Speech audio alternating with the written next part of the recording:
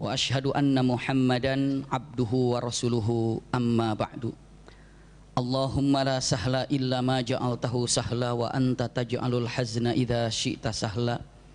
Allahumma inna nas'aluka hubbaka wa hubba man ahabbaka wa hubba amalin yuqarribuna ila hubbika bi rahmatika ya arhamar rahimin. Amin ya rabbal alamin.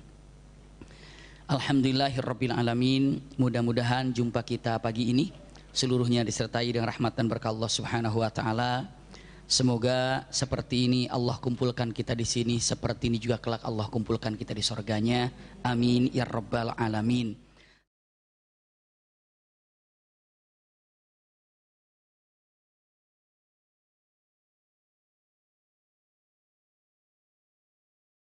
Dengan kecintaan kita kepada beliau, semoga seperti inilah kita mempelajari Rasulullah berkumpul bersama. Namun kelak kita bukan hanya menceritakan tentang Rasulullah, namun kita kelak berkumpul bersamanya.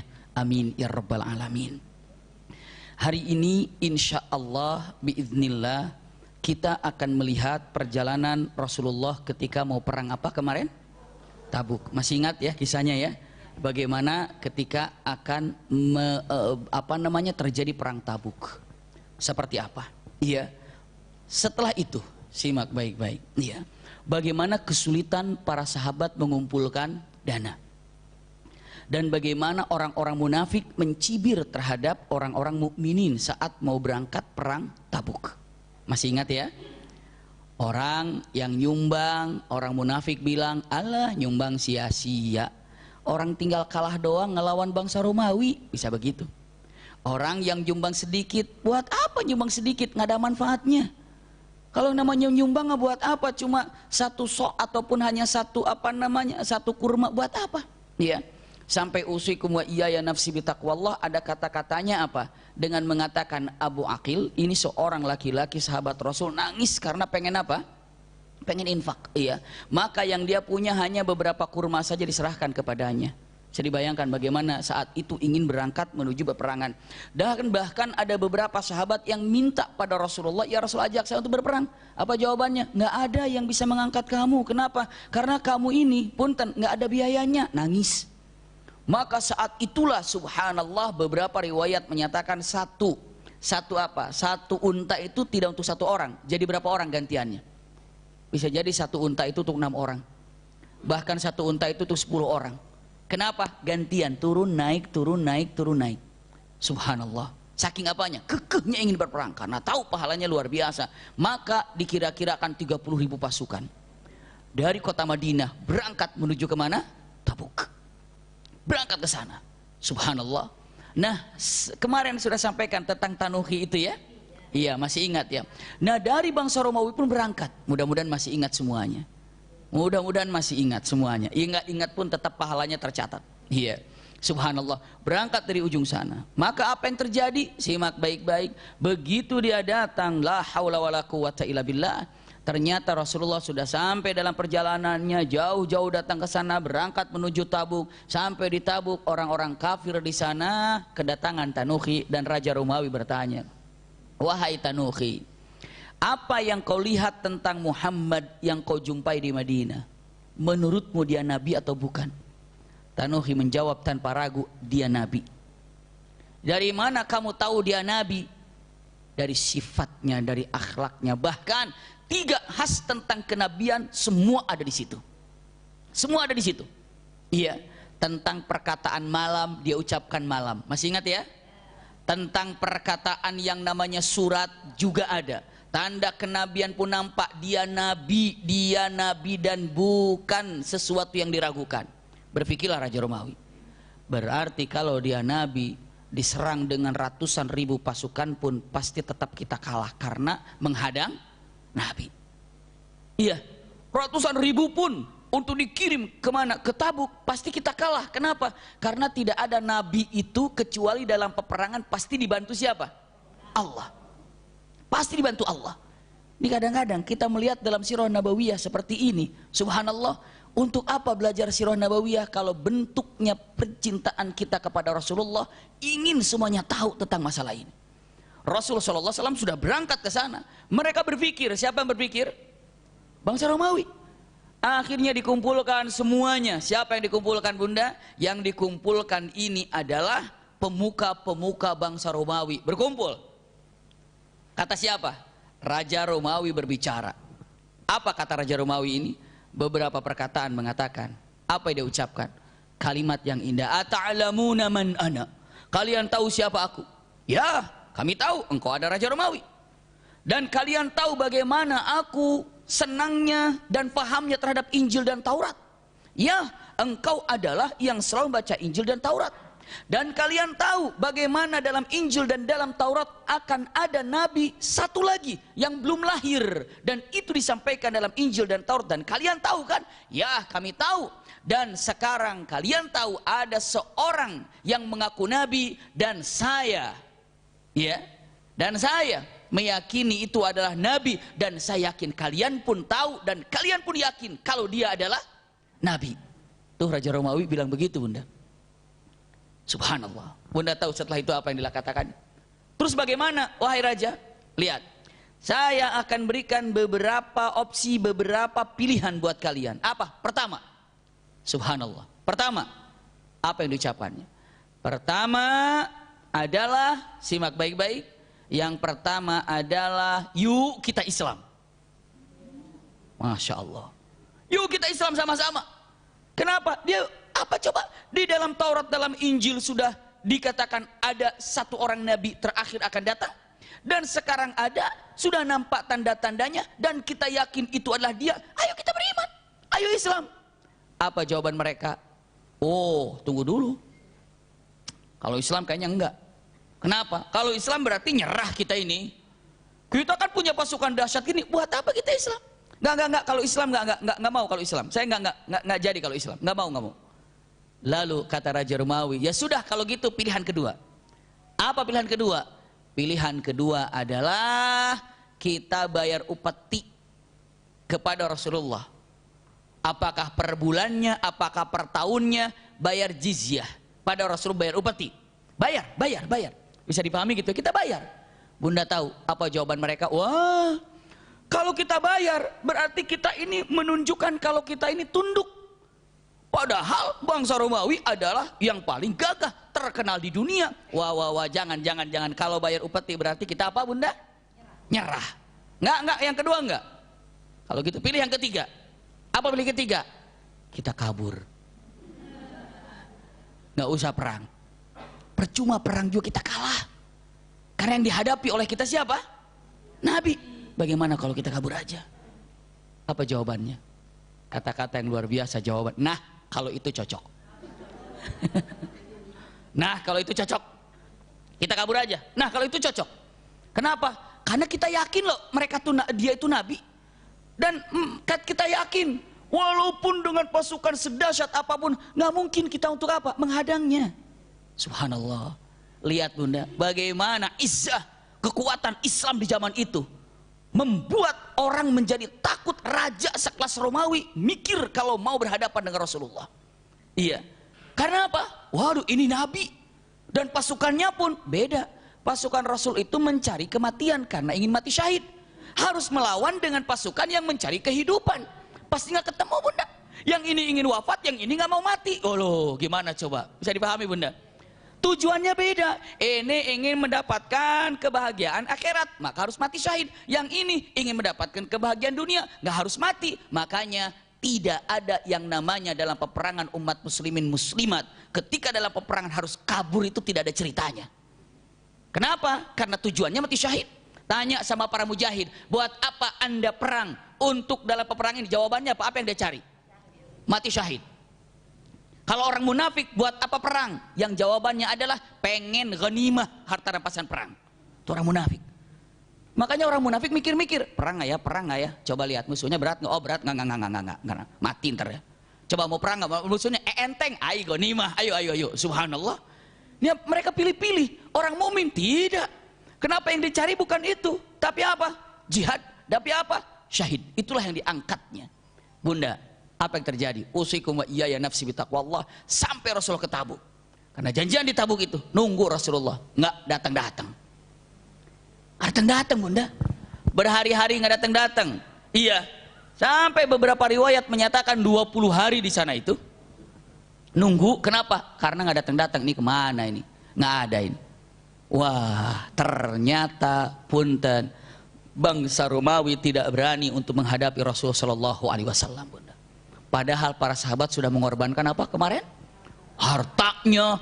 Utsman bin Affan sekian dinar, sekian ratus ekor unta, masya Allah, sekian ratus ekor, kuda perang luar biasa. Umar bin Khattab telah menyumbangkannya apa? Abu Bakar As-Siddiq menghabiskan hartanya. Pokoknya semuanya dikerahkan karena kata-katanya menjahaza jaisul usrah falahul jannah. Iya, siapa yang menyiapkan jaisul usrah, yang jaisul usrah itu adalah yang menyiapkan pasukan kesulitan, maka dia berhak mendapatkan apa? Surga. Ternyata tidak jadi perang. Nunggu nggak ada. Udah yakin ini nggak datang. Begitu dicek, dilihat asli memang tidak ada, bunda ayahanda, memang tidak ada. Kenapa? Karena memang pada apa? Kabur, hilang. Subhanallah. Ini adalah keinginan orang bangsa Romawi, Raja Romawi, padahal pasukan sudah terkumpul 40.000 lebih.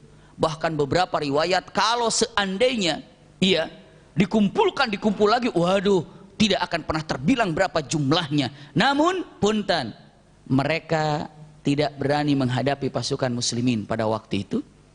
Bukan hanya sekedar apa? Karena tahu kalau yang diperanginya itu adalah Nabi.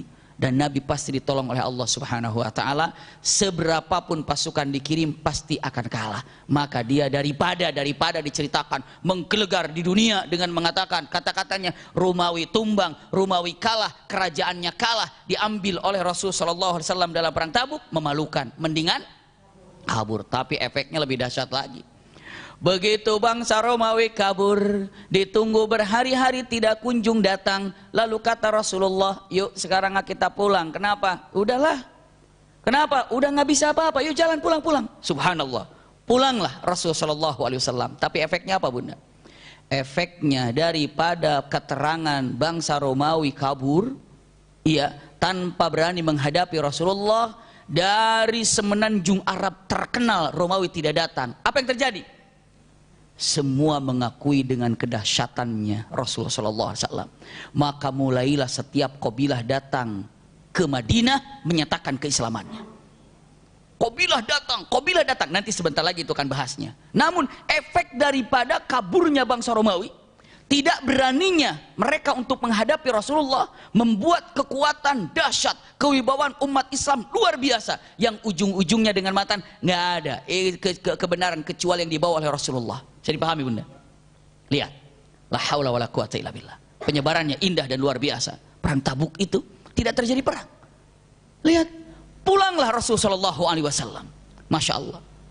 Dalam perjalanan pulang inilah ada beberapa hal yang terjadi. Iya, beberapa hal yang terjadi. Apa yang terjadi dalam perjalanan? Usikum wa iyaya nafsi bitaqwallah. Peperangan yang terjadi, saya akan sampaikan di sini. Ya Rabb, kalimat yang sangat indah sekali. Rasulullah SAW menyampaikan dalam perjalanan ini, ketika dari perang Tabuk, sebelum Rasulullah berangkat perang Tabuk, ada perkataan Rasulullah ngelihat ke Tabuk. Saat di Tabuk, Rasulullah katakan kata-kata yang luar biasa, bunda. Apa kata Rasulullah? Man ya'ish bin ba'di, dan siapa yang hidup setelah aku. Dan jika kalian hidup di zaman, atau jika usia kalian sampai ke masa sesuatu, atau sampai ke masa yang akan aku sampaikan, maka engkau akan melihat di Tabuk ini pepohonan yang subur, tanaman-tanaman yang subur. Pada itu padang pasir, bunda. Bahkan keluarlah hadis Rasulullah SAW yang sangat indah. Lan taqumas sa'ah, tidak akan pernah terjadi hari kiamat sebelum ardul Arab, tanah Arab ini murujan wa anhara, sebelum tanah Arab ini kembali menjadi subur. Dan punten-punten, murujan itu artinya bukan subur saja, tapi hutan. Muruj itu subur, pohonnya tinggi-tinggi, semak belukarnya juga tinggi-tinggi, punten. Dan ada sungai mengalir di padang pasir yang sekarang kita lihatnya padang pasir, tapi Rasulullah mengatakan, siapa saja jika usiamu sampai ke satu waktu yang mana kiamat itu sudah sangat dekat, maka di tempat ini akan menjadi subur yang luar biasa. Sampailah Rasulullah mengatakan tidak akan pernah terjadi kiamat kecuali setelah kembalinya tanah Arab menjadi subur dan banyak sungai mengalir di sekelilingnya. Ini punten Bunda, ini saya mampir sedikit. Hadis ini udah lama, 1400 sekian tahun yang lalu. Orang pada mencibir dulu mah, masa Arab akan subur, masa sih, la haula wala quwata illa billah. Ada kata-kata satu subur, yang kedua ada kata-kata yang ini kembali menjadi subur. Kalau kembali menjadi subur berarti sebelumnya apa Bunda? Pernah subur. Sebelumnya pernah subur. Subhanallah, saya menemukan perkataan daripada para alim ulama, bahkan kira-kira tahun 90-an ini ataupun 80-an, antara 90-an, itu ada dari Jerman peneliti, saya kalau tidak keliru namanya Bitro Abiro gitu namanya ya. Saya kalau keliru nyebutnya punten ya, namanya Bitro Abiro. Dia ini berasal dari Jerman. Dia bingung dengan mengatakan apa benar yang dikatakan sama nabinya Islam itu kalau dulu tuh pernah subur. Dia di padang pasir mencoba dengan alat yang canggih mencari-cari bekas fosil-fosil itu. Padang pasir Bunda. Ternyata luar biasa mengejutkannya menemukan fosil punten kura-kura. Kalau kura-kura hidupnya di mana kira-kira? Air. Lebih dahsyat lagi menemukan beberapa fosil ikan. Dan dicek deteksi ikan yang kayak gitu hidupnya itu di tempat yang cukup dalam. Dahsyatnya lagi menemukan seperti fosil-fosil ular. Menemukan lagi juga fosil yang namanya badak. Ada keterangannya. Iya, bahkan menemukan hanya bukan fosil badak tapi dia temukan fosil kera. Berarti pohonnya apa? Tinggi-tinggi. Bahkan menemukan fosil gajah, berarti semak belukarnya dahsyat. Dia katakan sekian tahun yang lalu ini pernah subur. Kenapa? Saya temukan fosil-fosil beginian. Ya Arab. Akhirnya dideteksi dan dicek berapa dalamnya dari padang pasir ke lautan. Ternyata masih ribuan meter baru menemukan air. Iya, ribuan meter menemukan air, ribuan meter menemukan air. Tapi yang Rasul bilang kan tadi Tabuk ya. Ibu kalau sekarang kita lihat ke Tabuk, tapi sebelumnya saya sampaikan dulu nih. Maka diceklah kalau ada sungai subur, airnya harus naik ke atas. Bagaimana air itu akan naik ke atas? Caranya bagaimana? Karena mustahil, terlalu jauh. Ini padang pasir. Penelitian yang sangat menakjubkan. Apa dia bilang? Air itu akan cepat naik meluap ke atas apabila, tahu apabilanya Bunda? Terangsang terpancing dengan hujan es atau hujan salju. Oh Bunda, cek tahun 2020 Januari ini di Tabuk udah kayak di Eropa yang benar-benar atau di mana tempat yang memang apa saljunya itu apa full. Udah kayak apa Bunda? Allahu Akbar. Udah kayak bisa main ski begitu. Coba Bunda lihat ini 2020. Bahkan ketika kami pulang dari Madinah, dari Mekah tanggal 12, itu di Madinah, itu hujan salju kira-kira 1 cm tertutup semua. Subhanallah. Itu kawan-kawan yang menyampaikannya. Dan itu akan cepat terangsang naiknya apa? Air ke atas. Ya Rabb, Bunda, usikum wa iyaya nafsi bitaqwallah. Shadaqa Rasul sallallahu alaihi wasallam. Wa ma yantiqu anil hawa in huwa illa wahyu yuha. Di Dubai atau di Saudi Arabia, kalau kita mungkin suami Bunda atau Bunda yang senang off-road, off-roadnya kemana Bunda? Hutan-hutan kan? Mereka hutannya di mana? Mereka itu di padang pasir off-roadnya. Off-roadnya di padang pasir, kan sama. Apa namanya? Kesulitannya juga rapat, kesulitan juga sangat sulit di padang pasir gitu. Naik. Para mereka yang off-road, mereka mengatakan katanya kami banyak menemukan sumber air di padang pasir. Subhanallah. Sudah banyak menemukan. Bahkan begitu kok ada sumber air, dicek, udah kira-kira 3 kilo, 4 kilo, 5 kilo baru ketemu sumbernya keluar. Subhanallah. Bahkan beberapa tempat ditemukan tidak jauh daripada Jeddah. Kalau dibilang mengatakan timurnya daripada padang pasir daerah Jeddah, itu sudah ada apa? Sudah ada yang namanya semacam kebun-kebun, ataupun sudah mulai penghijauan ada, tinggi-tinggi pohon juga sudah mulai, walaupun tidak tinggi banget. Ini baru ketahuan juga, dan burung-burung hidup di situ, masya Allah sudah mulai subur. Bahkan di beberapa tempat orang yang berjalan di padang pasir, ke tengah padang pasir, itu ngelihat seperti kalau ibu lagi jalan di tempat-tempat jalan raya gitu, tiba-tiba ada yang jualan apa namanya, pohon-pohon, kebun-kebun, kebun pohon-pohon itu kan, pohon-pohon hias gitu kan. Setelah itu nggak ada lagi, gitu. Seperti itu kelihatan, pohon-pohon kebun, jalan lagi pohon-pohon kebun. Suatu saat nanti bisa nyambung itu. Kalau udah nyambung, waduh luar biasa. Maka shadaqa Rasul sallallahu alaihi wasallam. Jadi sungai sudah mulai nampak, pohon-pohon sudah mulai tumbuh. Kata Rasul demikian. Setiap tahunnya hujan salju, hujan es selalu datang, mempercepat naik ke atas. Ya Rabb. Kalau di Tabuk sendiri sekarang bunda, kalau ibu lihat di YouTube lah paling tidak gitu biar cepat. Kalau ke sana mah lama, ya. Lihat bunda di Tabuk sekarang, itu masya Allah kebun-kebun itu luar biasa. Sudah banyak kebun, luar biasa bunda. Ya Rabb, kata-katanya. Makanya Rasul mengatakan yang hidup, iya, kalau usia mau panjang dan Allah ridho melihatkan kepada kalian, kata Rasulullah, iya, tentang Tabuk ini satu saat akan menjadi tempat yang sangat subur.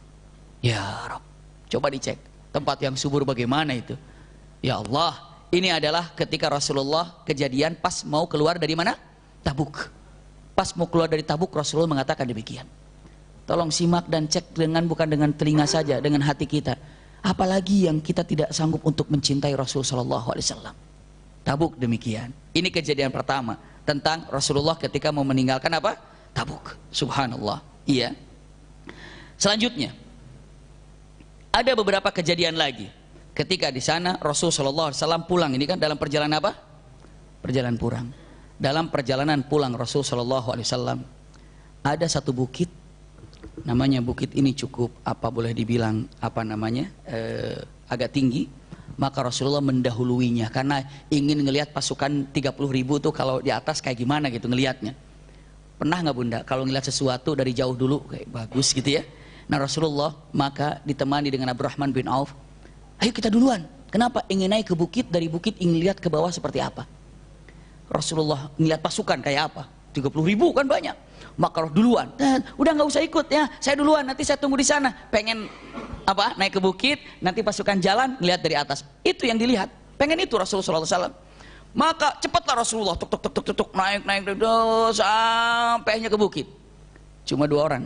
Beberapa riwayat bertiga dengan sahabatnya Rasulullah, 1 lagi. Tapi yang jelas ada Abdurrahman bin Auf di sana. Naiklah Rasulullah SAW. Kemana itu? Bukan Abdurrahman bin Auf, tapi Hudzaifah ibn Yaman. Bersama siapa? Hudzaifah ibn Yaman. Datang Rasul sallallahu alaihi wasallam, masya Allah, iya. Begitu nyampe ke atas, Rasul sallallahu alaihi wasallam melihat, masya Allah, indahnya ngeliat jalan ya. Ternyata di pasukan yang 30.000 itu ada orang munafik bunda. Orang munafik mah di mana-mana ada aja, subhanallah.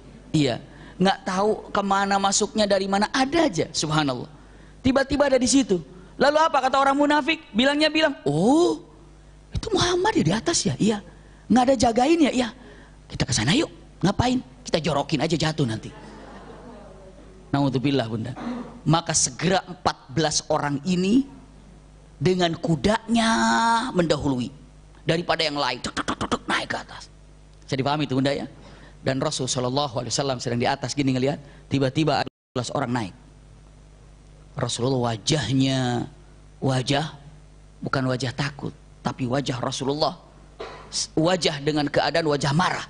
Iya, kepada yang 14 naik ini. Karena niatnya mau ngapain? Membunuh. Wajahnya sudah wajah bengis, wajahnya sudah wajah tidak nyaman. Punten, Hudzaifah ibn Yaman ngelihat wajah Rasulullah, ngelihat wajah Rasulullah yang tidak terlihat segar dan tidak terlihat yang cerah, seperti marah begitu. Apa yang terjadi bunda? Hudzaifah ibn Yaman dia kira Rasulullah itu tidak suka kepada yang 14 karena disuruh jangan ngikutin gitu. Kan tadi jangan ikutin ya. Maka Hudzaifah bin Yaman tanpa bawa pedang jalan aja. Iya. Jalan aja ngedeketin yang 14 orang itu. Padahal dia nggak bawa apa-apa. Iya. Dia mengatakan, "Balik kamu, turun, pulang." Yang 14 itu dengan menggunakan pedang. Iya. Dia, oh ini kok pedang? Dia cuma bawa pisau lipat atau pisau kecil. Dia keluarkan, tapi belum dikeluarkan, masih digini saja. Turun nggak? Kabur, turun nggak? Akhirnya 14 itu turun kabur terbirit-birit ketakutan. Subhanallah. Punten bunda, tapi yang 14 orang itu semuanya ditutup dengan cadar ataupun mulasama. Mulasama itu ditutup jadi nggak kelihatan wajah. Turun nggak? Kalau nggak turun awas ini. Turun nggak? Turun nggak? Cepat turun. Turun semuanya. Padahal saya cuma bawa pisau pendek. Di hadapan Rasulullah SAW mengatakan, ya Rasulullah, maaf ternyata ada orang yang tidak mau taat, disuruh jangan duluan malah duluan, disuruh ngejak ngikut jangan malah ngikut. Rasulullah, ya Hudzaifah, kamu tahu orang itu? Tidak. Kamu tahu orang itu? Tidak. Orang itu orang-orang munafik dan dia ingin membunuhku. Subhanallah. Kamu tahu orangnya? Tidak ya Rasulullah, kan mereka tertutup pakai cadar. Rasulullah mengatakan, aku akan sebutkan namanya satu persatu. Subhanallah. Ingat, ya, rahasiakan nama ini karena mereka tinggal di Madinah. Seandainya mereka nanti ini mati, terus dia ini belum taubat, maka nggak usah sholat kepadanya karena dia itu kafir, munafik. Tapi kalau seandainya dia taubat, berarti sholat jenazah untuknya. Namanya adalah fulan, fulan, fulan, fulan. Disebut 14 nama itu. Dan dirahasiakan oleh siapa? Hudzaifah bin Yaman. Masya Allah, itulah pelajaran sirah Nabawiyah tuh kayak gini bunda. Iya. Yang mungkin kita akan menganggap dengan mengatakan sirah itu belajar hanya perang Tabuk. Tidak, isi-isi dalam perang Tabuk itu nyaman luar biasa. Ditelit itu lebih enak, lebih dahsyat. Ibu, di depan kan banyak makanan yang sudah jahiz, sudah jadi. Enak lah rasanya ya. Coba ibu lerai itu bumbunya apa aja. Setelah itu dilerai, ini bumbunya di mana saja belinya. Habis dilerai itu mereka itu nanamnya di mana? Panjang nggak kira-kira bunda? Panjang. Jadi kalau hanya makanan tinggal aja gampang selesai. Perang Tabuk, ya udah tidak jadi perang, balik ke Madinah, selesai. Tapi selama dalam perjalanan itu banyak kisah yang luar biasa bunda. Bisa yang masya Allah kita buat takjub mengatakan, ya Rabb ini kisah dalam sirah Nabawiyah itu ternyata demikian kejadiannya. Punten Hudzaifah bin Yaman, ini fulan, fulan, fulan, fulan. Maka disebutlah Hudzaifah bin Yaman, kata-katanya, gelarnya adalah Katimus Sirri Rasulullah Sallallahu Alaihi Wasallam, yang menjaga rahasia Rasulullah. Mulutnya nggak bocor.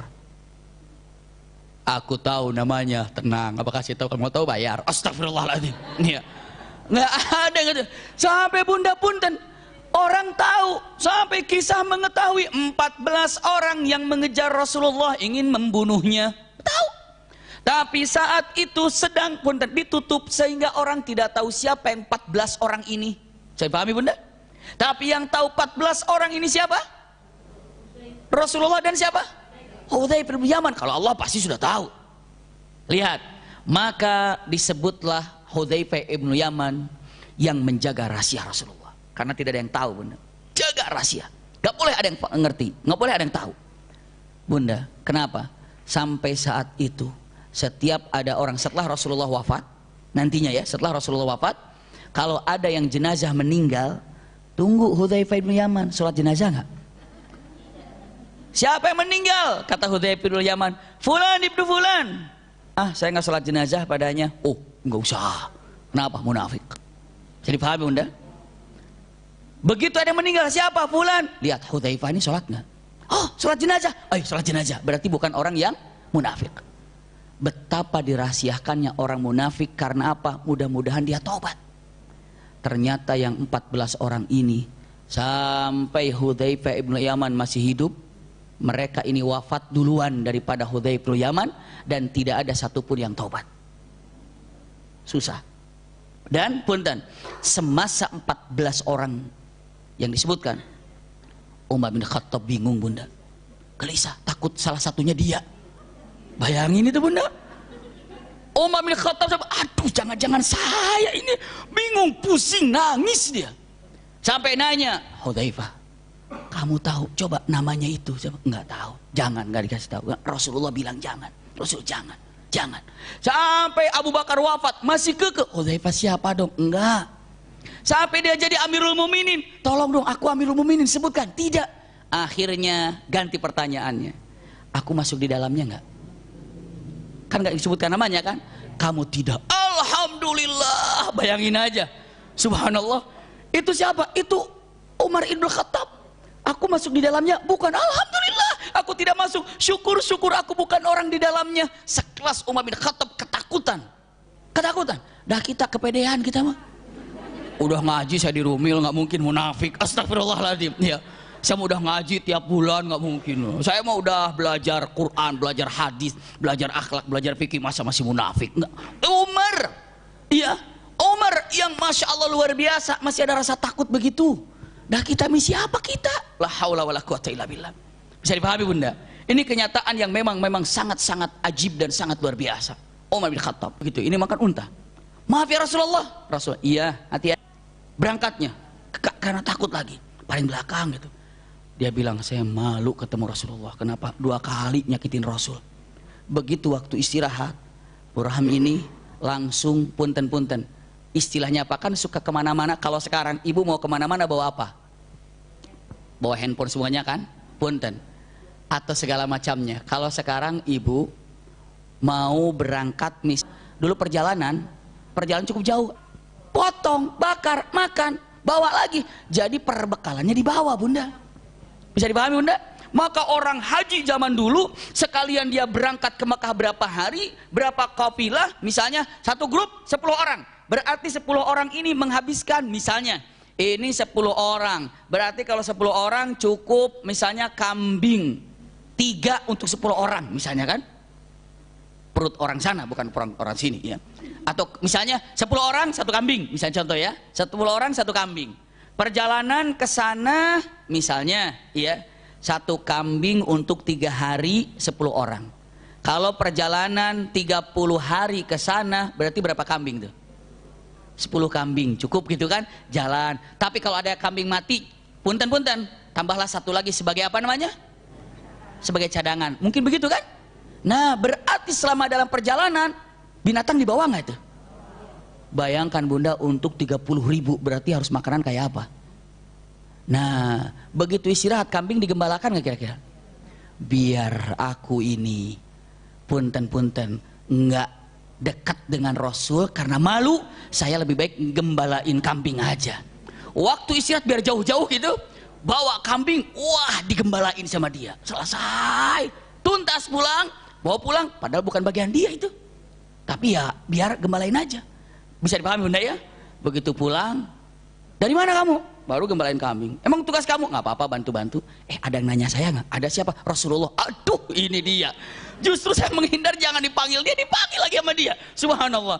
Aduh, ditanya sama Rasulullah, musibah ini. Ini kayak gini-gini kan pelajaran Sirah Nabawiyah Bunda. Lalu akhirnya datang ke hadapan Rasulullah. Ya Rasulullah, engkau mencari saya. Iya, kenapa? Kamu udah nyakitin saya. Iya. Bayangin aja, ini lihat kaki saya ketabrak begini-gini kan. Kalau di mobil kan di dalam, ini kan bisa kesrek kena kan. Oh ya Rasulullah, mohon maaf ya, saya cari kamu kemana? Ya, saya menggembalakan ya Rasulullah.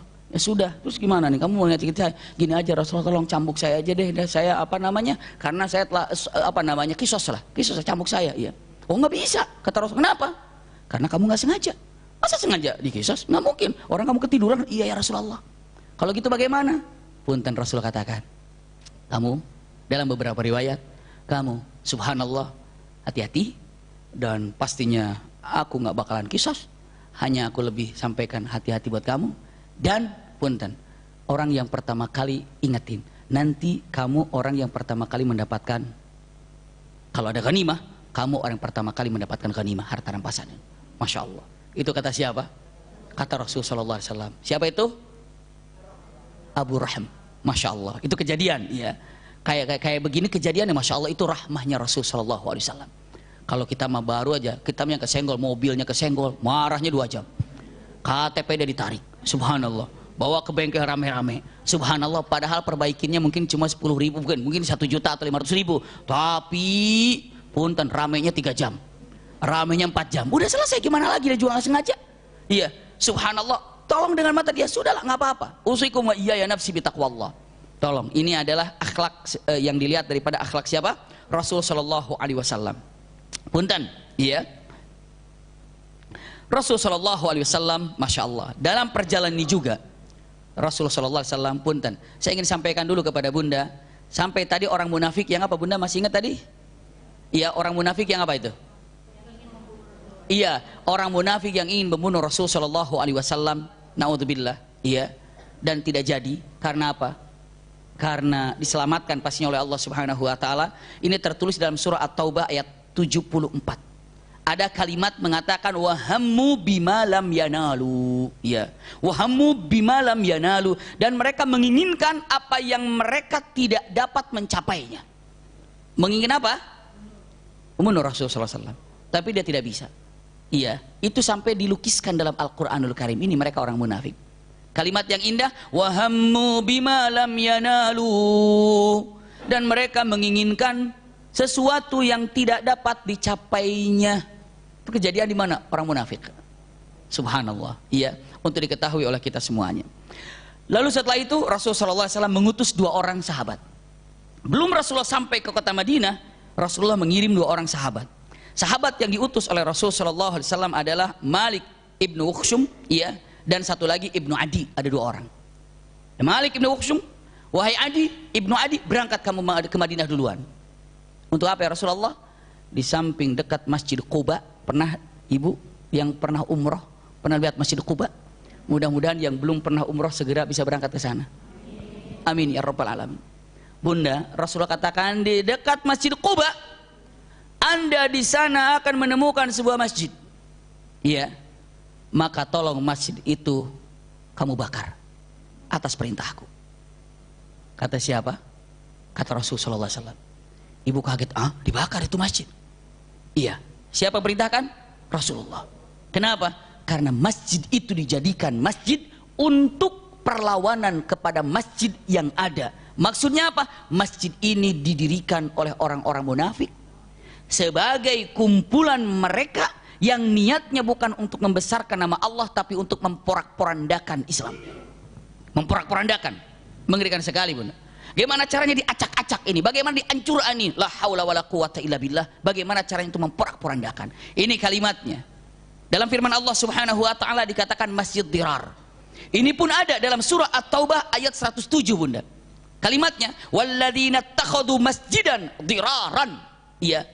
Mereka ini di antara mereka orang-orang munafik ini adalah orang yang mendirikan masjid untuk menimbulkan kemudaratan pada orang-orang mukmin. Kenapa dia katakan? Lihat-lihat. Wa kufran wa tafriqan bainal mu'minina wa irsadan liman haraballahu wa rasulah. Subhanallah. Dengan mengatakan untuk kekafiran dan untuk memecah belahkan antara orang-orang mukmin serta punten menunggu kedatangan orang-orang yang telah memerangi Allah dan Rasul. Jadi istilahnya apa? Mereka itu orang-orang benci sama Allah dan Rasulnya kumpul di sini. Orang-orang benci pada Allah kumpul di sini. La haula wala quwata illa billah. Mengerikan sekali, Bunda. Siapa itu? Masjid dirar. Maka dihancurkan oleh 2 orang ini, dibakar. Orang-orang bertanya mengatakan, kenapa masjid ini dibakar? Kenapa masjid ini dihancurkan? Kenapa masjid ini dibakar? Jawabannya apa? Karena masjid ini didirikan bukan karena Allah, tapi justru masjid ini dijadikan untuk membentuk kelompok orang-orang munafik demi menghancurkan siapa yang ada. Astagfirullah. Namanya disebutnya masjid dirar, masjid perlawanan, masjid perpecahan. Al-Quran yang mengatakan demikian. Maka lihat Al-Quran memuji Masjid Quba ini. Dikatakan la taqumu fihi la taqum fi abadan. Ingat-ingat, jangan sekali-kali Anda mendekat salat di masjid itu, ya. Lihat kata Rasulullah, la masjidun ussisa 'ala taqwa min awwali yaumin ahaqqu an taquma fihi. Ini adalah masjid yang didirikan karena ketakwaan. Masjid apa itu maksudnya? Masjid Quba. Masjid Quba. La masjidun ussisa 'ala taqwa. Masjid ini yang didirikan karena ketakwaan. Makanya punten sekarang, masjid yang berkah itu adalah masjid yang didirikan karena ketakwaan. Bukan menjadikan masjid untuk perlawanan. Subhanallah. Sama, kalau masjid aja bisa begitu, apalagi yang namanya hal-hal yang lain. Mengerikan sekali. Masjid didirikan atas dasar ketakwaan. Majlis pun didirikan karena ketakwaan. Jangan sampai Bunda mengatakan mendirikan majlis di mana-mana. Yuk kita dirikan majlis biar apa? Biar ketahuan kalau kita juga bisa. Wah, itu bukan ketakwaan itu. Dirikan majlis ya biar apa? Biar itu biar itu. Tidak. Tapi lah masjidun ussisa 'ala taqwa. Subhanallah. Masjid saja ada yang berdiri bukan karena ketakwaan. Bisa jadi yang lainnya. Maka alangkah baiknya kalau ibu bapak bikin masjid, punya masjid, jangan pernah masjid itu yang berbau-bau sesuatu yang mungkin akan bisa memecahkan. Baik itu identik dengan apanya, dengan apanya, dengan apanya. Cukup nama masjid yang apa? Yang namanya umum aja. Masjid umum saja. Wahdatul ummah. Punya siapa? Punya umat. Ada label di situ golongan? Tidak. Ada label, punten bahasanya, bukan untuk apa-apa, hanya untuk sekedar menyampaikan saja. Apakah ada label ormas? Tidak. Apakah label bendera? Tidak. Itulah masjid yang luar biasa. Di antaranya adalah masjidun ussisa ala taqwa. Iya, masjid tidak berlabelkan apa, atau bendera apa, tidaklah masjidun ussisa ala taqwa. Itu adalah masjid yang didirikan karena ketakwaan. Ini, kalau mau dirikan masjid, dirikan atas nama keluarga, boleh. Atas nama ayah almarhum, boleh. Ibu almarhumah, boleh. Nama seorang sahabat yang sangat menginspirasi, boleh. Silakan. Subhanallah, silakan, terserah. Ya. Di Bintaro ada masjid yang namanya punten, masjid apa, masya Allah, masjid Bani Umar, berarti dari keluarganya siapa? Umar, misalnya. Iya, masjid di sini misalnya karena di situ ada posisinya di di Cinere misalnya, Masjid Raya Cinere, kan bagus kan? Subhanallah. Masjid Al-Falah, Masjid Husnul Khatimah, semuanya adalah oke. Kenapa demikian? Karena tidak ada yang namanya menjadikan apa? Iya, pecah belah. Itu yang bagus. Iya. Punten. Inilah kata adalah masjidun ussisa ala taqwa. Masjid itu harus didirikan dalam ketakwaan. Kapan nasihat ini? Nasihat ini saat Rasulullah pulang dari mana? Perang Tabuk. Masya Allah. Ibu ngelihat perang Tabuknya nggak jadi. Iya, tapi itu loh. Awalnya itu luar biasa. Pulangnya luar biasa. Ketemu sama orang kafirnya mah enggak. Iya, itulah dahsyatnya. Iya, itulah dahsyatnya ya. Iya, kok ketika kalau perang Badar kan wah terang-terangnya mungkin ada ya. Penuhnya tusuk-tusukannya ada. Tapi ini mana gitu dengan orang kafirnya? Tidak. Tapi efeknya sangat luar biasa, Bunda. Lanjutkan lagi. Ini adalah tentang penghancuran. Selanjutnya lagi. Pas subuh hari dalam perjalanan ini istirahat, azan subuh tiba. Nunggu qomat, Rasulullah belum muncul. Ternyata Rasul Shallallahu Alaihi Wasallam sedang, kalau dibilang mengatakan mungkin ada hajat dan pergi jauh. Maksudnya apa? Kalau bahasanya biqada'il hajah, untuk buang hajat. Rasul Shallallahu Alaihi Wasallam tidak ada di tempat di mana saat dikomandangkan azan, mana Rasulullah ya? Kehilangan, mana Rasulullah ini? Mana Rasulullah? Nggak ada Rasulullah, Bunda. Lama nggak kelihatan Rasulullah. Lama. Ini waktu sudah mulai apa? Habis waktu subuh ini. Sudah mulai takut terbit matahari. Maka akhirnya qomat.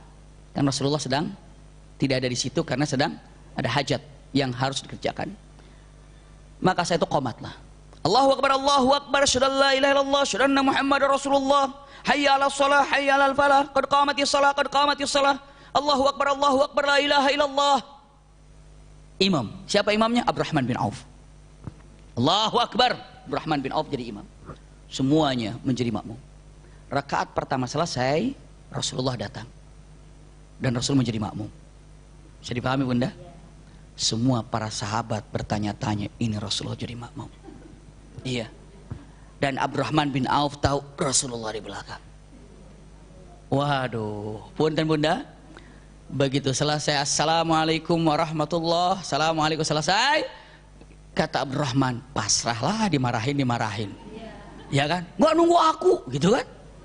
Ataupun para sahabat bilang mengatakan, apa yang akan dilakukan Rasulullah kepada Abdurrahman ini? Iya, ada apa kira-kira? Apakah akan mengatakan sabar kek, tunggu aku kan nabi? Bisa jadi begitu. Mau bisa orang nabi, Rasul berhak dari segala sesuatunya. Tapi begitu selesai, Rasul akan berdiri lagi kan? Bisa dibayangin nggak begitu Rasulullah satu Allahu Akbar, nunggu Rasulullah satu rakaat itu apa keputusannya gimana? Abdurrahman bin Auf juga aduh nunggu kayak gimana nih omongannya, mau diapain kira-kira? Tiba-tiba selesai salam, ibu tahu kata Rasulullah SAW kepada semuanya, asabtum, kalian benar semuanya. Kalian benar semuanya. Karena sholat lebih utama, jangan tunggu aku. Iya, jangan tunggu aku. Benar apa yang kau lakukan. Bagus Abdurrahman. Abdurrahman senang. Alhamdulillah. Semua sahabat ya senang. Bahagia kan? Tiba-tiba ujungnya Rasulullah mengatakan, tapi ingat, kalau Nabi sudah jadi makmum, kiamat sudah dekat. Aduh, ini dia. Iya, Rasulullah jadi makmum kan di saat itu kan? Emang sudah dikata Rasulullah jadi makmum biasa. Kan maksud saya biasa matan akan terjadi. Tapi kalau sudah jadi makmum seorang nabi, iya, kiamat sudah dekat. Makanya nanti Rasulullah berjamaah juga dalam nanti wafatnya Rasulullah seperti apa. Iya, dengan menjadi makmumnya demikian. Subhanallah, ini kenyataan yang sangat indah dan sangat-sangat luar biasa. Nabi jadi makmum. Ya, Nabi Isa juga nanti jadi makmum. Iya, Nabi jadi makmum, kiamat sudah sangat dekat. Diawali dengan makmumnya Rasulullah kepada siapa? Abdurrahman bin Auf. Masya Allah. Jadi kalau nanti lagi di masjid, imam belum datang, waktu qomat aja. Allahu Akbar, Allahu Akbar, selesai qomat aja. Setelah itu apa? Sholat. Imamnya telat, nggak apa-apa. Kok nggak nunggu saya? Nabi aja nggak ditunggu. Siapa kamu? Kayak gitu kan? Ada kekeh dengan mengatakan, aku imamnya, aku imam. Iya, tapi kalau telat bagaimana? Iya, tapi kalau telat bagaimana? Nabi aja nggak ditunggu. Kata Nabi, asabtum, benar. Apa yang kau lakukan? Sholat saja. Bisa dipahami bunda ya? Masya Allah, luar biasa. Cerdas semuanya bunda ini. Beda kalau udah makan. Nah, tapi ada yang saum, alhamdulillah, masya Allah. Iya, maksudnya udah sahur. Iya. Luar biasa, ini adalah kalimat yang sangat indah, masya Allah. Lalu Rasulullah SAW mengatakan kata-katanya luar biasa bunda. Ini dalam perjalanan semuanya, mengundang dan mengandung kaidah-kaidah yang tajam, kaidah-kaidah yang luar biasa. Apalagi dalam perjalanan Rasulullah. Rasulullah mengatakan kata-kata gini kepada sahabat. Kalimatnya apa? Inna fil madinati aqwama, ya, masirtum. Kalimatnya masiran wala qata'tum wadiyan. Kalimatnya gini, sesungguhnya di Madinah ada kaum yang mana mereka ini tidak jalan seperti jalannya kita, perjalanan jauh nggak ke Tabuk itu. Lalu juga tidak membelah lembah, tidak perjalanan panjang seperti kita. Tapi mereka mendapatkan pahala seperti yang kita dapatkan. Bisa dipahami nggak bunda? Rasulullah bilang, di Madinah ini ada kaum, beberapa orang yang mereka ini tidak jalan ke Tabuk, tidak capek jalan, tidak membelah lembah, tidak kepanasan, tapi berada di Madinah, namun mereka mendapatkan pahala seperti pahala kita, kata Rasulullah. Lalu sahabat bertanya, kok bisa ya Rasulullah? Iya. Kenapa? Jawaban Rasulullah SAW mengatakan, karena mereka menginginkan bersama kita untuk berperang, tapi tidak ada dana dan tidak ada kekuatan untuk berangkat bersama dengan kita, maka pahalanya sama dengan pahala kita. Subhanallah, dahsyat niatnya itu bunda. Coba kalau kita tahu ibu, subhanallah, menginginkan sesuatu yang ibu lakukan tapi ibu tidak mampu mengerjakannya karena ada satu peristiwa atau dzuruf yang terjadi, maka ibu mendapatkan pahala yang sama. Ibu mau ke majelis pengajian Rumil, tiba-tiba sudah siap semuanya, anak sakit, ibu harus bawa ke dokter, padahal tadinya niat.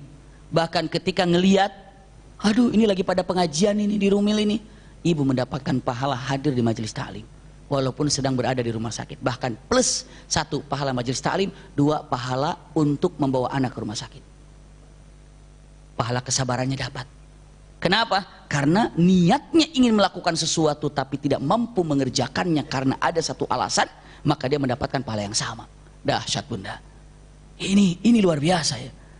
Indah, ini karena niat yang indah.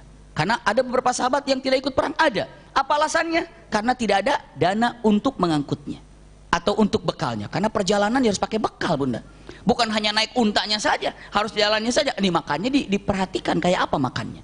Bisa dipahami bunda ya? Subhanallah. Lanjutkan lagi, ini adalah tentang perkataan Rasul Shallallahu Alaihi Wasallam. Ada kata-kata yang unik bunda. Apalagi yang terjadi dalam kata-kata yang unik ini? Subhanallah.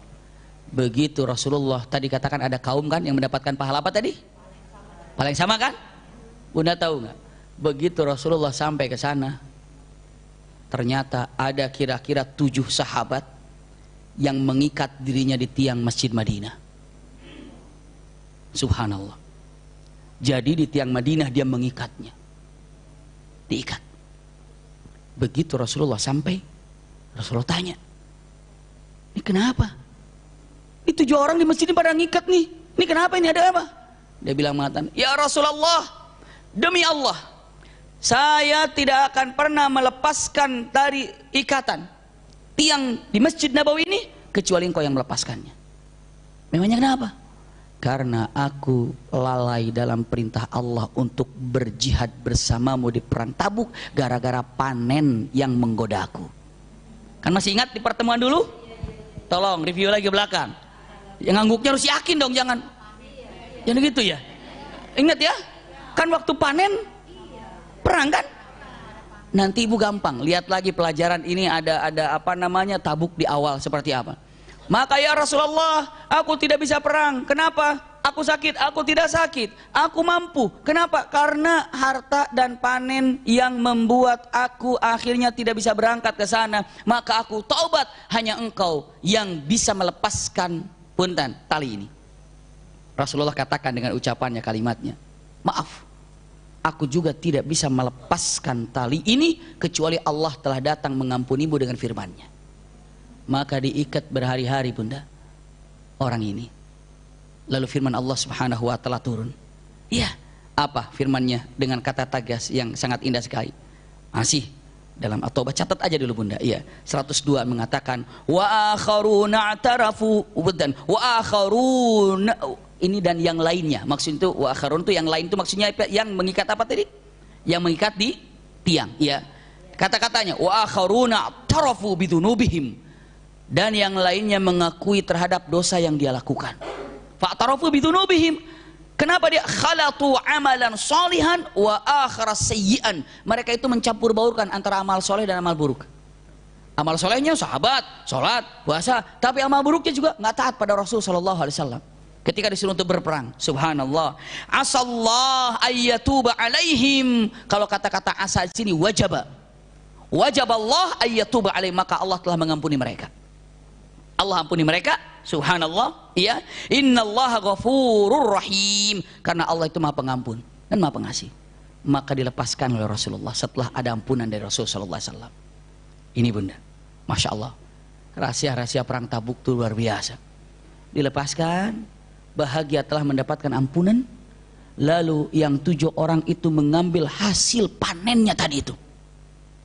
Diambil hasil panennya semuanya bunda, semuanya hasil panen tahun itu yang dia dapat semuanya diambil. Lalu diserahkan pada Rasul sallallahu alaihi wasallam. Assalamualaikum ya Rasulullah, ini hasil panenku. Tolong kau ambil semuanya, aku jadikan infak dan aku jadikan sedekah untuk syariat ini. Rasulullah kata, maaf, aku hanya melepaskan daripada ikatan itu saja, tidak meminta harta yang kau berikan ini. Ini untukmu, aku tidak memintanya. Apa kata-kata yang sangat indah?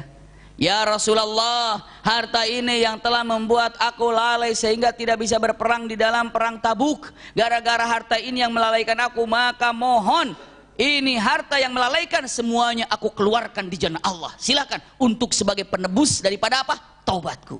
Dahsyat itu sahabat itu, luar biasa. Rasulullah katakan, tidak, ini punten, bukan keinginan aku. Saya takut nanti setiap orang yang tobat harus begini. Tidak, iya, dahsyat. Langsung dijawab oleh Allah Subhanahu wa taala. Lanjut ayat itu, di ayat 103-nya, khudh min amwalihim shadaqatan tutahhiruhum wa tuzakkihim biha. Ya kalau mau ngasih ambil aja ya Rasulullah. Ambil, khudh min amwalihim. Walau ini bukan merupakan satu kaidah harus begini, tapi kalau mau melakukan itu baik, ambil. Khudh min amwalihim shadaqatan, ambil dari apa yang ingin disumbangkannya. Masya Allah. Bayangin berapa ayat yang turun karena dalam peristiwa perang Tabuk ini bunda. Kita belajar tafsir juga rencananya. Oh iya, kayak tafsir juga iya. Kenapa? Dalam perang Tabuk ini peristiwa yang sangat luar biasa sekali bunda. Khudh min amwalihim shadaqatan tutahhiruhum wa tuzakkihim biha. Ya Rasulullah, ambil karena dia mau ngasih untuk sedekahnya. Masa sedekah ditolak? Ambil ya Rasulullah. Khudh min amwalihim shadaqatan tutahhiruhum wa tuzakkihim biha. Subhanallah. Kadang-kadang punten sekali sebagai apa namanya ya? Beberapa sahabat, beberapa keluarga, beberapa teman yang memiliki pendidikan, baik itu pesantren atau segala macamnya, begitu diundang sama sahabatnya, sama temannya, pastinya mereka tidak akan apa? Tidak akan menerimanya. Ini buat ongkos, enggak, ini saya untuk teman masa punten. Perhitungan untuk ongkos, enggak. Misalnya ada teman yang khitanan, ada ini yang apa? Enggak. Tiba-tiba kalau sudah ngomong mengatakan, ini buat pendidikan kamu, ini buat santri kamu, bagaimana mau nolak? Khudh min amwalihim shadaqah. Iya, mata ya sudah. Kalau ini gimana lagi acaranya? Emang buat pesantren, oh ini buat pendidikan, jangan ditolak. Kenapa? Ini adalah buat sedekah. Bisa dipahami bunda? Khudh min amwalihim shadaqah tutahhiruhum wa tuzakkihim biha. Namun yang ingin saya sampaikan, simak baik-baik, betapa dahsyatnya sahabat demikian. Bahkan ada seorang sahabat, lain kisah ini, bukan di tempat yang ini. Iya, maksudnya dalam perang Tabuk ini. Seorang sahabat lagi sholat di kebun. Allahu Akbar. Lagi nyaman sholat di kebun. Masya Allah suara burung itu. Ting, ting, ting, ting. Masya Allah. Akhirnya saking indahnya dengar suara burung, lupa berapa rakaat dia. Berapa rakaat ini lupa ini. Selesai. Udah tahu kan kaidahnya kan, antara 3 apa 2, 3, 2 ambilnya. Gitu kan? Subhanallah. Punten-punten. Tiba-tiba iya, dia langsung radhiyallahu an, selesai. Apa yang dilakukan? Bunda, semua tanah yang membuat dia tadi lalai dalam rakaat disumbangkan di jalan Allah. Gara-gara ini yang membuat saya tidak bisa khusyuk pada Allah. Ini yang membuat saya lalai. Punten ibu, ibu sholat lalai karena apa? Karena main handphone, sumbangin tuh handphonenya tuh. Gara-gara TV, sumbangin TV-nya itu. Kalau sahabat bunda, iya, iya. Gara-gara motor, keluarin tuh motornya. Gara-gara mobil, keluarin tuh mobilnya. Sekarang kayaknya kalau kita semuanya ngelalain semuanya bunda, bikin lalai semuanya. Coba apa yang membuat kita tidak bisa lalai dalam masalah ini? Subhanallah, iya ya, gara-gara lalai. Gara-gara lalai. Subhanallah. Makanya kalaulah harus ada sedikit mundur dalam waktu sholat itu karena apa? Belajar ilmu, mencari ilmu. Allahu Akbar, Allahu Akbar. Oh tunggu, kita lagi nyari ilmu nih. Terus mungkin mundur 10 menit, 1/4 jam. Kenapa? Karena lagi mencari ilmu. Iya, karena ilmu nantinya buat diapain? Disumbangkan lagi, disampaikan lagi, diamalkan lagi. Subhanallah. Luar biasa. Kenyataan ini lagi sinetron. Allahu Akbar, Allahu Akbar. Tenang, sinetron kan Isya sunahnya diakhirkan kan? Di sinetron astagfirullahaladzim. Iya. Diakhirkan itu bukan karena begitu, memang niat mengakhirkan tapi melakukan sesuatu yang syar'i. Iya. Tapi kalau ada berjamaah ya berjamaah aja bunda. Bisa dipahami bunda ya? Nah ini dia. Ternyata usikum wa iyaya nafsi bitaqwallah. Rasulullah sallallahu alaihi wasallam beliau mengatakan apa tadi? Iya, di dalam surah apa tadi? Iya, dia ini subhanallah at-taubah 100 berapa tadi? Iya, masya Allah. Iya, dengan mengatakan kata-katanya bahwa Rasul Shallallahu Alaihi Wasallam, punten kasih ambil aja. Setelah orang itu tadi apa bunda? Mengikat di mananya? Di tiang seperti itu, masya Allah. Ini adalah kata-kata yang digambarkan jauh, abau. Masya Allah. Iya, lanjutkan lagi. Setelah itu apa lagi? Ini peristiwa-peristiwa yang terjadi, peristiwa-peristiwa yang terjadi. Apalagi setelah itu? Allahu Akbar. Di sini ada peristiwa. Selesai ini, akhirnya sampai ini. Sampai kemana nih? Sampai ke Madinah. Dari semua sampailah ke Madinah. Ibu dalam beberapa riwayat, karena pasukan 30.000 pasukan datang, masya Allah, orang Madinah menunggu. Berarti bayangin kalau 30.000 yang keluar, orang penjemputan keluarganya di kota Madinah seperti apa meriahnya bunda? Bisa dipahami bunda ya? Kalau misalnya ibu menjemput di bandara jamaah haji aja, berapa kloter, berapa, banyak kan?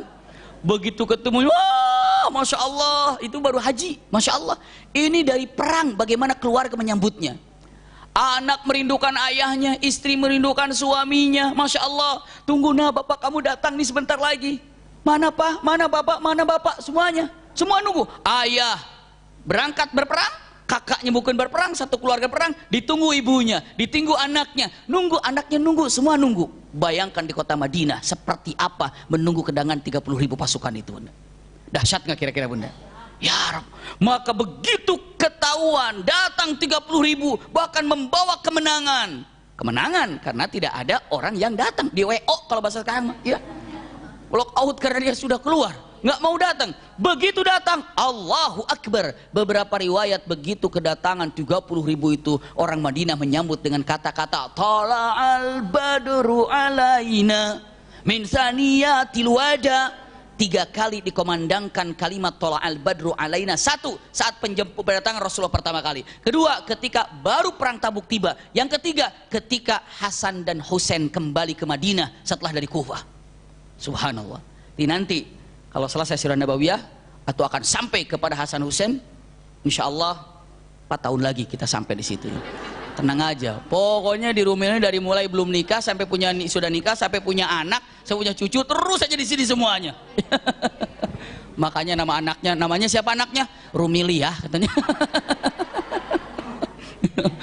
Rumiliyah, ada sedikit Romlah, lumayan itu adalah seorang yang sangat luar biasa ya. Tapi yang jelas dengan mengatakan ucapan yang indah, kalau al-badru alaina min thaniyatil wajaba syukru alaina mada alillahi da. Subhanallah. Ayyuhal mab'utsu fina ji'ta bil amril muta'. Masya Allah, marhaban ya khairad dar. Kalimat yang indah. Jadi kalau ibu ngelihat, Masya Allah, itu tolak al-badru alaina itu indah sekali, nyaman sekali. Sampailah ke sana bunda. Iya, punten. Tolak al-badru alaina min thaniyatil wada. Sambut, sampailah kota Madinah. Waduh, kegembiraan. Mulai dari situ bunda, punten. Orang-orang yang tinggal di semenanjung Arab sudah berpikir mengatakan, Islam yuk, Islam yuk, Islam yuk. Subhanallah, setiap kabilah, wufud, utusan-utusan datang ingin Islam, datang ingin Islam, datang ingin Islam. Bisa dipahami bunda? Nah, pertama kali datang Rasulullah akan ke masjid menemukan orang yang 7 tadi diikat. Itu ya. Ya, jadi pas datang ke masjid ngelihat orang 7 diikat. Nah, itulah kejadiannya. Bisa dipahami ya? Dari kejadian itu pula, bentar. Iya, ada kejadian lagi yang luar biasa. Apa? Saat itu ada seorang wanita Ghamidiyah bilang, seorang wanita dari bangsa Ghamidiyah, dia bilang, ya Rasulullah, tahirni, ya Rasulullah, tolong bersihkan aku. Kenapa? Zanait ya Rasulullah, aku sudah berzina. Itu kejadian setelah perang Tabuk. Iya, aku ini sudah berzina. Kamu sudah berzina? Iya ya Rasulullah. Karena ada peristiwa seperti itu minta dibersihkan. Kedua ada maiz laki-lakinya. Kalau ya maiz itu ada laki-laki, tapi punten ini yang kita ceritakan adalah wanita Ghamidiyah, seorang dari bangsa Ghamidiyah. Tahirni ya Rasulullah, kenapa? Karena aku berzina. Rasulullah bilang mengatakan, ah masa kali mimpi? Enggak, aku berzina. Coba ingat-ingat dulu, apakah berzina atau mimpi? Pulang, suruh pulang, suruh berpikir. Datang lagi, benar ya Rasulullah, aku berzina. Coba mikir-mikir lagi, mungkin bukan zina, cuma mungkin melakukan apa-apa gitu, apa cuma pegang aja atau apa segala, mungkin nggak berzina. Coba pikir-pikir lagi, balik lagi perempuan itu benar. Setelah perempuan itu balik lagi, datang lagi, aku zina ya Rasulullah, tahiri, bersihkan saya nggak mau di akhirat nanti gara-gara zina ini dijadikan tempat yang mengerikan bersama orang-orang kafir segala macam. Begini aja, hamil nggak? Kalau benar hamil berarti benar zina, kalau nggak hamil masa zina? Pulang. Bener bunda, ada bakar-bakar gitu. Iya, isinya iya, enggak ngerasain sih, cuma begitu isi saya dengerin gitu ada kerpek gitu ya. Oh lapar tuh mah ya. Pokoknya ada isinya lah bunda ya. Datang ya Rasulullah, ini ada isinya. Rasulullah bilang tunggu sampai melahirkan kalau gitu. Pulang. Tuh berapa diakhirkan kan? Pulang. Dan setelah melahirkan datang, ya Rasulullah, anak sudah lahir, bersihkan saya. Kekeh dia ingin dibersihkan di dunia agar tidak memiliki dosa di akhirat. Rasulullah katakan, terus bayimu di mana? Ada. Susuin dulu sampai 2 tahun. Setelah 2 tahun datang lagi. Bunda selesai 2 tahun, datang lagi. Ya Rasulullah, udah fitam, udah selesai sekarang. Nggak ada yang disusui lagi sama saya.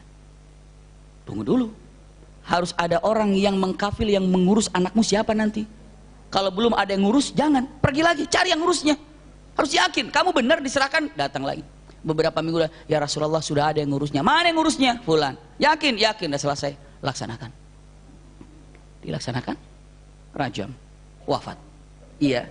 Selesai hal itu, Allahu Akbar. Allah menerima taubatnya. Itulah kalau ada orang ingin dibersihkannya. Allah menerima taubatnya. Sampai Rasulullah mengatakan kalau taubatnya wanita Ghamidiyah ini dibagikan untuk orang Madinah semuanya, maka orang Madinah semua ahli sorga karena taubatnya satu orang itu. Saya dipahami nggak bunda? Karena taubatnya yang sangat luar biasa. Yang ingin saya tegaskan di sini, camkan dan simak baik-baik bunda, punten. Ada hal yang perlu diketahui.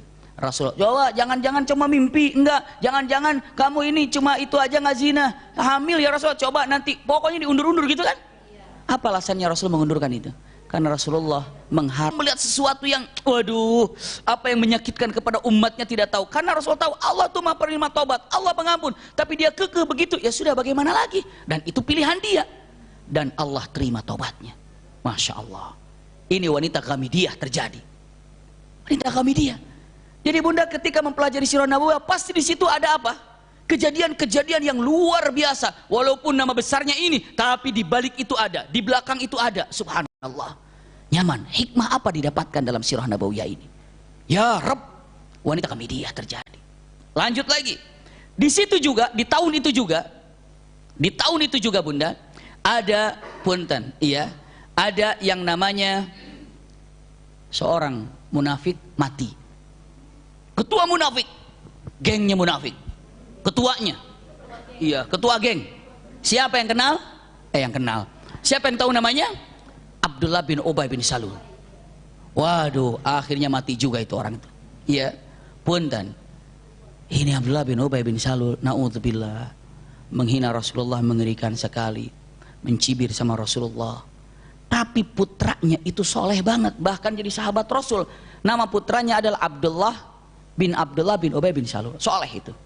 Iya, maka punten datang kalimatnya, ya Rasulullah, ini bapakku ini udah diajak, saya nggak mau, malah begini aja Rasul. Ambil air, tolong minum air ini, setengahnya kau minum, setengahnya lagi aku akan berikan buat bapakku, kali aja dia beriman setelah minum, barokah daripada sisamu ya Rasulullah. Diminum oleh Rasulullah, silakan berikan ke ayahmu, dibawa ke ayahnya. Ayah ini silakan. Dari mana itu? Ini adalah bekas Rasul sallallahu alaihi wasallam. Ah, bekasnya ya. Naudzubillah, bacaannya apa? Kata-katanya. Punten, air seni ibu lebih mulia daripada air ini. Astagfirullahaladzim. Gimana coba penghinaan sama Rasul sallallahu alaihi wasallam?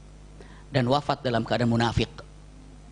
Dan akhirnya punten, Abdullah bin Ubay bin Salul, putranya itu datang, ya Rasulullah, ayahku meninggal, saya mohon sekali, tolong minta baju yang kau pakai, aku akan bungkus jasad ayahku dengan pakaianmu itu, siapa tahu dapat meringankan adab yang ada. Punten, Rasulullah punten, yang memfitnah Siti Aisyah berzina, dia.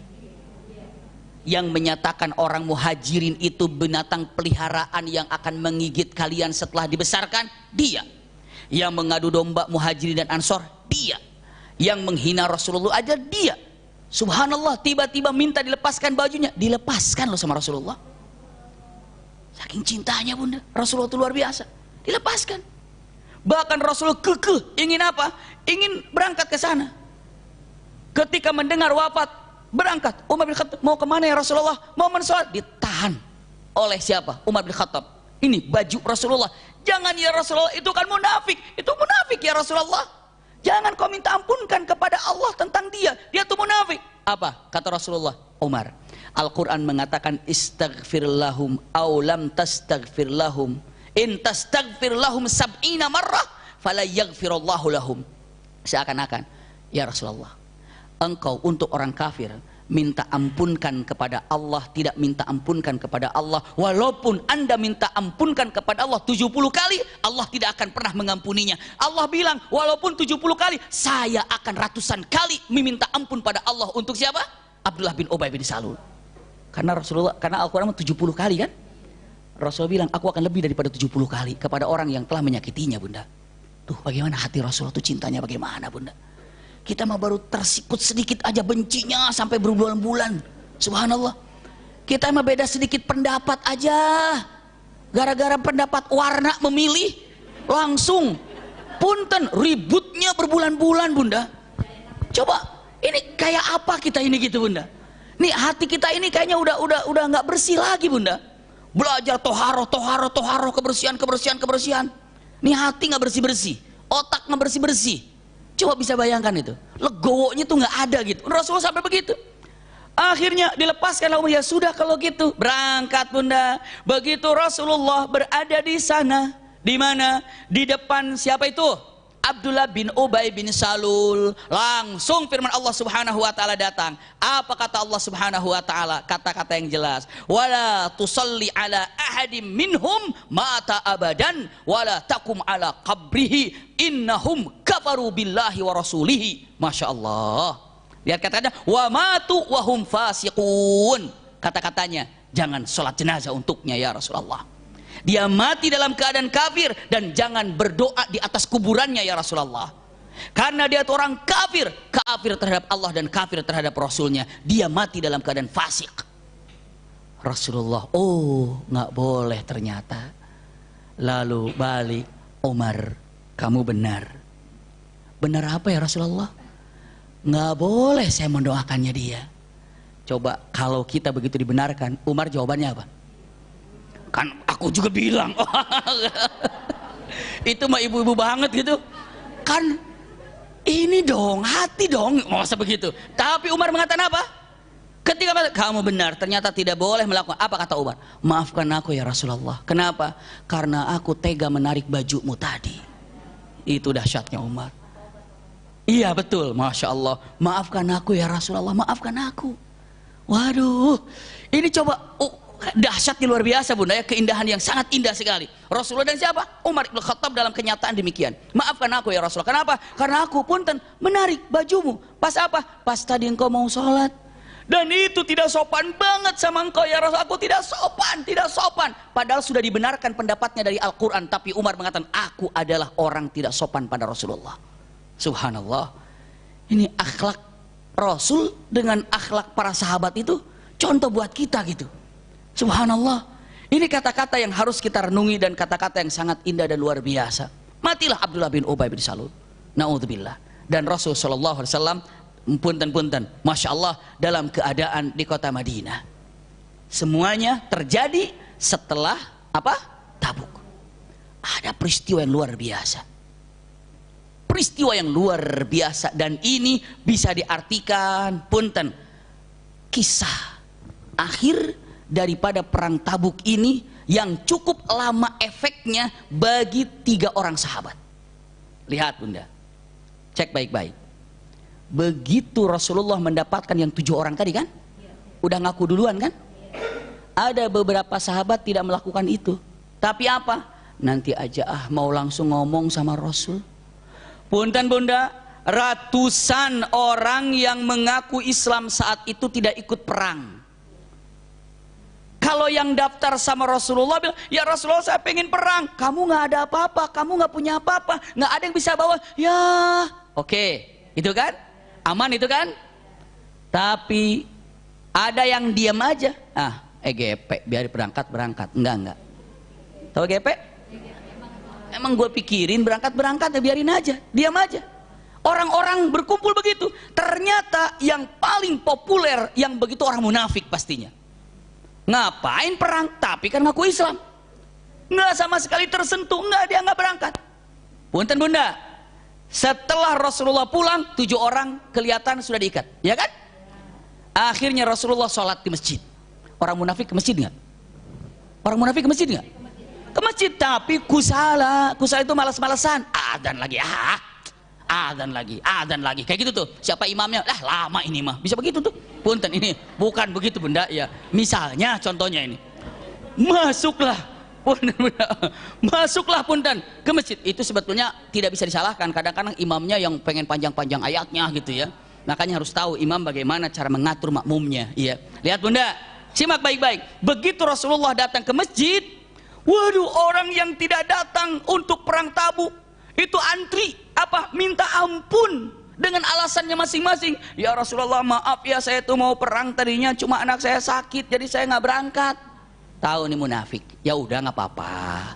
Ya Rasulullah, saya mau berangkat cuma encok nih ternyata, ya udah nggak apa-apa. Itu misalnya bunda. Pokoknya seabrek-abrek alasan yang disampaikan oleh orang munafik bahwa dirinya tidak bisa ikut apa? Tidak bisa ikut perang. Bisa dipahami bunda ya? Tapi ada 3 orang yang berani menyampaikan dengan jujur. Siapa di antara 3 orang ini? Ka'ab bin Malik, Murarah ibnu Rabi, wa Hilal ibnu Umayyah. Catat 3 orang ini ya bunda ya. Dia menyatakan, saya harus jujur kepada Rasulullah kalau saya memang lalai karena panen yang menimpa saya. Apa yang dia lakukan? Begitu Rasulullah sedang sholat, habis sholat kan Rasul menghadap ke jamaah kan. Sahabat ini senyum sama Rasulullah. Ka'ab bin Malik mengatakan, saya melihat wajah Rasulullah membalas senyuman saya beda dengan senyuman biasanya. Wajah senyuman itu saya nggak bisa prakteknya gitu, gimana? Cuman saya bukan apa. Jadi kan kalau ada senyum yang bahagia gitu kan, tapi senyum sinis gitu. Kenapa? Ini karena Rasul nggak mau praktek lagi, saya takut salah. Ya. Tapi subhanallah pasti salah ya. Tapi Rasul senyumannya tuh dengan mughdab, senyum yang kecewa. Pernah ibu senyum kecewa seperti apa? Coba yang paling bagus seperti apa senyum kecewa? Sampai yang namanya siapa? Yang namanya siapa? Ka'ab bin Malik. Oh ini kok begini ya? Punten datang. Assalamualaikum ya Rasulullah. Kata Rasulullah, dari mana kamu? Maaf ya Rasulullah, saya tidak berangkat. Kamu tidak punya harta kah? Hartaku cukup untuk membiayai saya ke sana. Apa yang membuat kamu tidak begini? Melakukan ini. Harta yang telah melilit saya Rasulullah. Satu lagi, tiga orang. Ka'ab bin Malik, Murarah ibn Rabi, Hilal ibn Umayyah. Rasulullah punten membiarkannya. Kata Rasulullah, aku tinggalkan urusan kalian bertiga dengan Allah. Bisa dipahami ya? Aku tinggalkan urusan kalian bertiga dengan Allah. Maksudnya apa ya Rasulullah? Maksudnya aku nggak ikut-ikutan. Aku hanya menunggu dari Allah. Allah terima tobat Anda, selesai. Makanya namanya surah At-Taubah. Rahasia daripada nama surah At-Taubah dia ambil dari tiga ini. Masya Allah bunda, satu Madinah diinformasikan oleh Rasulullah, tidak boleh ada yang menegurnya, biarkan. Tidak boleh ada yang menyapanya, nggak boleh ada ngobrol dengannya, dicuekan, diisolasi. Segi apa? Segi obrolan. Tinggal di Madinah, tapi kalau lewat, pergi. Sendiri bunda. Dicuekin. 50 hari dicuekin gitu bagaimana bunda? Waduh, tiga orang ini bahkan diinformasikan lagi kalimatnya, bersama siapa mereka tinggal, ada istrinya, pulangin ke mertuanya, biarkan dia hidup sendiri. Dia hidup sendiri bunda. Subhanallah. Bisa dipahami bunda? Tiga orang inilah yang dahsyat bagaimana tobatnya. Dan Rasulullah memberikan pelajaran karena diinginkan oleh Allah demikian.